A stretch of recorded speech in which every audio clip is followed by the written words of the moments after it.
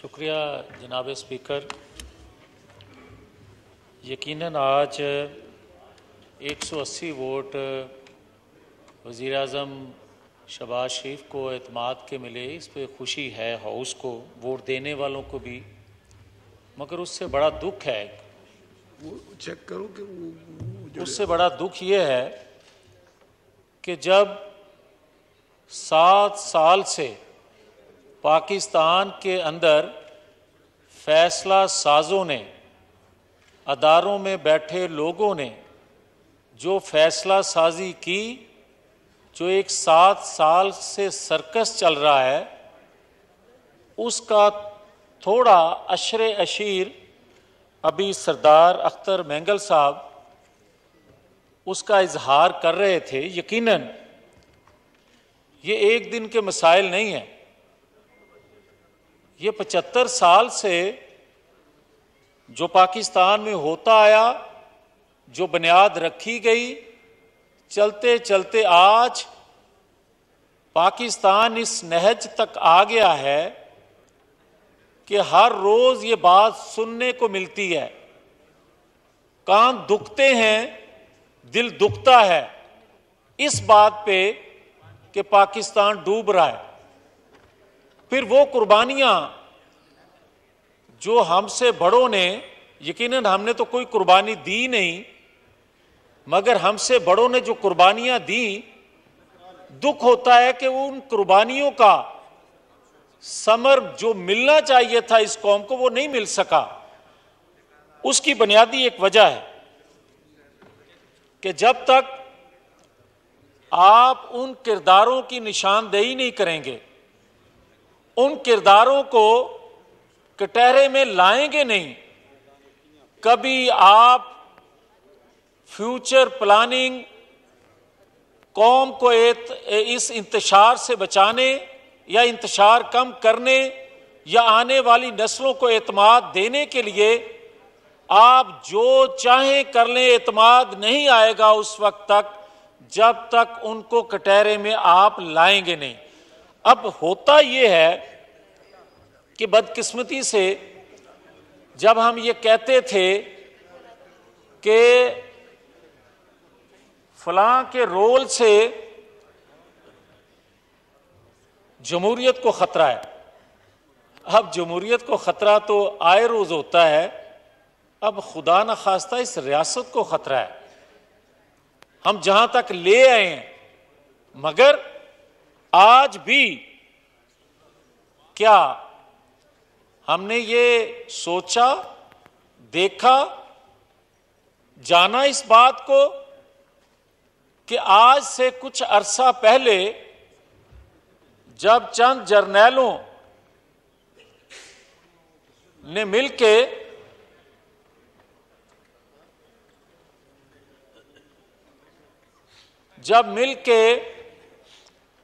एक प्रोजेक्ट जो है वो लॉन्च किया,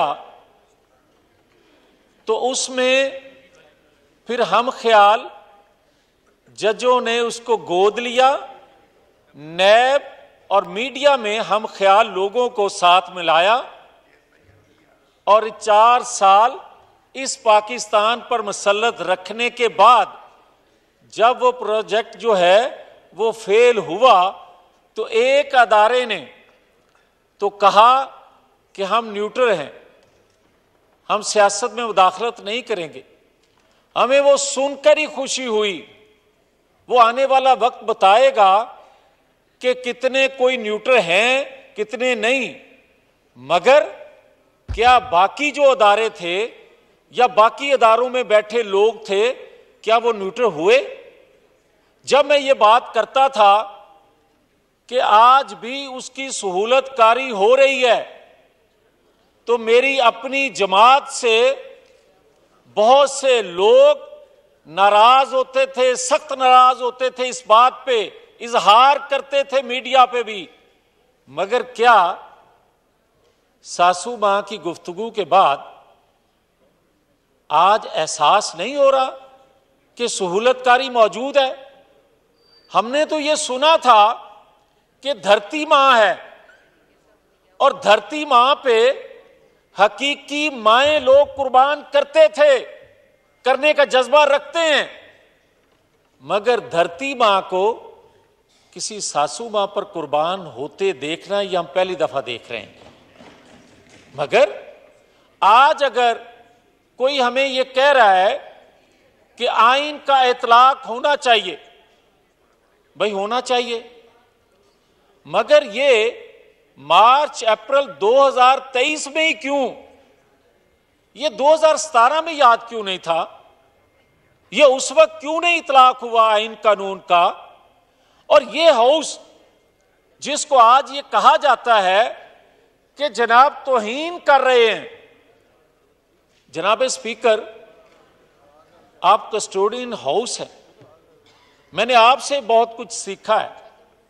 मैं आपकी खिदमत में यह सवाल रखता हूं कि इस हाउस की कोख से पाकिस्तान के तमाम अदारे रोशनी लेते हैं, रहनुमाई लेते हैं, यह कानून बनाता है, तो फिर मुझे कोई बताए कि इस हाउस से रोशनी, रहनुमाई, कानून बनाने वाले अदारे से यहां बैठ के अगर कोई बात करता है तो कोई अदारा कहे कि जेर जबर ऊंची आवाज में बात कर दी, तौहीन अदालत हो गई। तो इस हाउस के बनाए हुए कवानीन पर अमल जब नहीं करते तो क्या इस हाउस की कोई तौहीन नहीं है? और अगर इस अदारे से बनाने वाले कवानीन जो हैं अदारों के लिए किसी हुक्मदुली नहीं, कोई उनको चीज पसंद ना आए, यहां बात की जाती है 66, 68 आर्टिकल की, और ये कोर्ट में भी बातें होती हैं। मुझे बताए कोई, मैं तो एक स्टूडेंट हूं, मगर मुझे ये कोई बता तो दे कि क्या दुनिया भर में अदालती फैसलों पर बात नहीं होती, रायजनी नहीं होती? और कौन सी बात है जो यहां की जा रही है? और फिर अगर कोई 66, 68 की बात करता है तो 63A भी पढ़ ले। क्या पंजाब में 63A को रीराइट नहीं किया गया? और एक दफा नहीं, 2 दफा। क्या इस हाउस ने अगर 2017 में उस हाउस से, उस साथ वाली बिल्डिंग से, सफेद बिल्डिंग से जो आइन कानून को तोड़ा जा रहा था, इनराफ किया जा रहा था, उस वक्त ये असेंबली खड़ा हो जाती तो फिर 68(3) रीराइट आइन को करने की किसी को जुर्रत ना होती। फिर यहां बैठ के जो आपकी सीट पर कासिम सूरी ने रोल अदा किया, उस वक्त एक्शन हो जाता तो पंजाब असेंबली में रीप्ले ना होता। मगर मुझे यह पूछना है जनाब स्पीकर कि क्या इस साथ वाली बिल्डिंग से जो भी फैसले पिछले 7-8 साल से आ रहे हैं और हर फैसला उसको नई सियासी जिंदगी देने का सबब बनता है, क्या ये महज इत्फाकात हैं? और अगर ये महज उसके लिए इत्फाकात हैं, कोई एक इत्फाकिया फैसला सारे हाउस के लिए कभी आ सकता है? नहीं आया। मगर अगर हमें कोई ये समझाता है कि आप लोग इलेक्शन से भाग रहे हैं, तो फिर जनाब स्पीकर मैं नहीं जानता कि हाउस के दीगर अफराद क्या सोच रखते हैं, क्या राय रखते हैं। मैं अपनी जाती सोच राय के मुताबिक एक अर्ज करना चाहता हूं।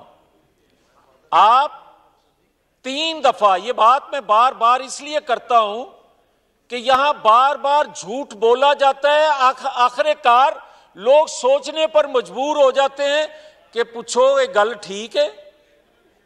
जिसके मुतल्लक की जा रही होती है वो एक दफा मुड़ के देखता है कि शायद मुझसे कोई गलती हो गई, इतना झूठ बोला जाता है। मगर सच को भी अब 2, 3, 4 दफा जरूर बोलना पड़ेगा ताकि लोगों को पता चले हकायक क्या हैं। मुझे ये बताया जाए कि 3 दफा नवाज शरीफ को जनरल इंतखाबात में 3 मर्तबा इलेक्शन से बाहर रखकर उसकी जमात को इलेक्शन लड़ने पर मजबूर किया गया। उस जमात ने फिर भी इलेक्शन लड़ा। क्या ये साथ वाली बिल्डिंग का हक नहीं है कि वो पूछे कि एक जमात को, यहां जो बात की गई नेशनल अवामी पार्टी की, उस पर बैन लगा और उसके कितने टुकड़े किए गए। मुस्लिम लीग नून को तोड़ने के लिए बार बार अटेम्प्ट की गई और 3 मर्तबा उसकी क़यादत को इलेक्शन लड़ने से रोका गया। अब मुझे ये बताएं कि 2023 में भी किसी की ख्वाहिश है, किसी की जरूरत है, किसी साथ वाली बिल्डिंग में बैठे चंद अशखास की जरूरत है, ख्वाहिश है, कमिटमेंट किसी से की हुई है कि 23 में भी 4थी दफा उसको बाहर रखना है इलेक्शन से, तो जनाबे स्पीकर ये किसी तौर नहीं होने देंगे।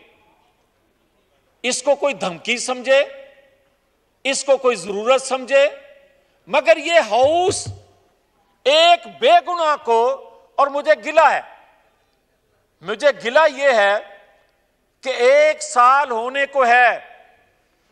1 साल में जब हम ये बात करते हैं कि जनाब बड़ी महंगाई है, जनाब इलेक्शन नहीं होने देते, जनाब इनके पीछे वो है, भाई मुझे कोई ये बता दे कि क्या 1 साल के अंदर हम कौम को ये बता सकें कि हमने अपनी गर्दन क्यों पेश की थी,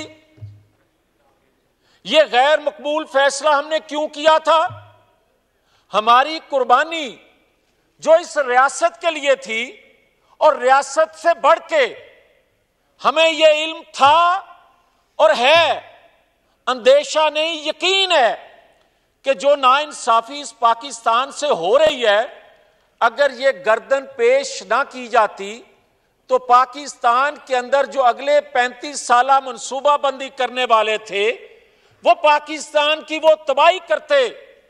हमारी सियासत जाए भाड़ में, मगर मेरे पाकिस्तान को जो नुकसान पहुंचने वाला था, जो नुकसान पहुंचाने वाले थे, आज क्या पाकिस्तान के इंटेलिजेंस अदारे अगर ये बता सकते हैं कि इंडिया में क्या हो रहा है और इंडिया में क्या मनसूबाबंदी की जा रही है, तो क्या मेरे पाकिस्तान के अंदर अदारों में बैठे लोग जो कुछ कर रहे हैं, क्या इंटेलिजेंस अदारों को ये इल्म नहीं है?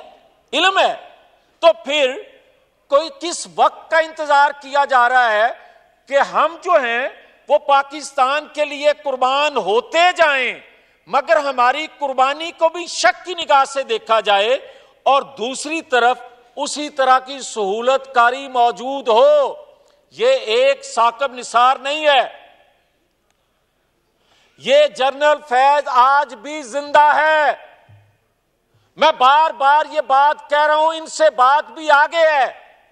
बात यह है कि आज पाकिस्तान के अंदर जिन अदारों ने मिलके, उन अदारों में बैठे लोगों ने इसको लॉन्च किया था, आज आलमी अदारे पाकिस्तान के अंदर इससे काम पाकिस्तान के अंदर बैठे लोगों ने लेना था।